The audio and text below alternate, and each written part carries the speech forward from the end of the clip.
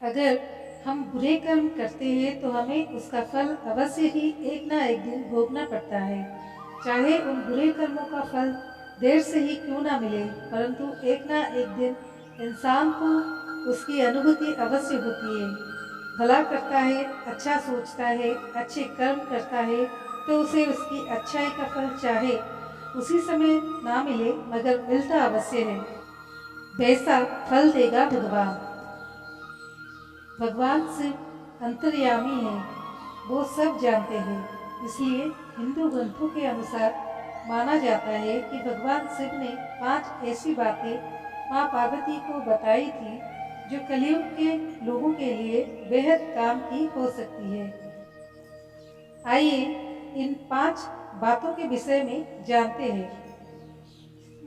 माँ पार्वती ने शिवजी से एक सवाल किया कि पृथ्वी पर सबसे बड़ा पाप और सबसे बड़ा धर्म क्या है।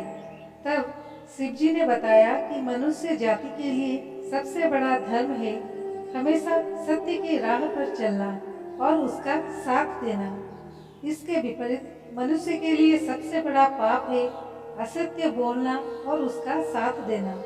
अतः आपको हमेशा सच्चाई का साथ देने वाले लोगों के साथ रहना चाहिए तथा स्वयं को भी सत्य की राह पर ही चलना चाहिए। दूसरी बात जो शिवजी ने माँ पार्वती को बताई थी कि मनुष्य को हमेशा अपने कार्यों का साक्षी बनना चाहिए।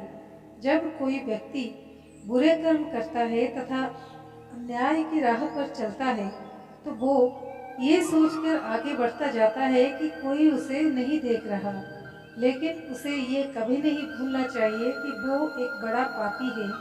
इसका गवाह वो खुद ही है।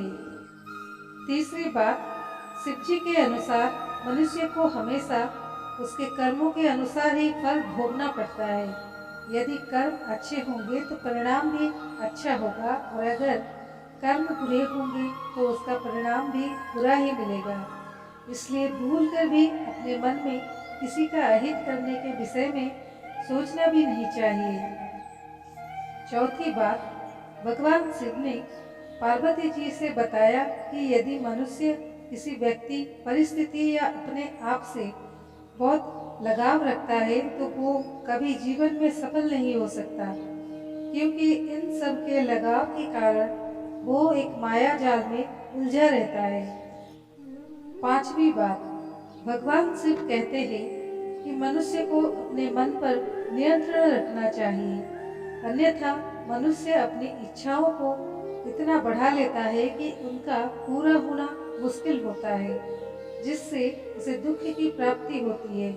साथ ही मनुष्य को अपनी जरूरत और इच्छाओं में फर्क समझना चाहिए और एक शांतिपूर्ण जिंदगी बितानी चाहिए। तो दोस्तों, कैसी लगी हमारी आज की कहानी? कमेंट के माध्यम से बताइए। अच्छी लगी हो तो अपने दोस्तों के साथ जरूर शेयर कीजिए। धन्यवाद।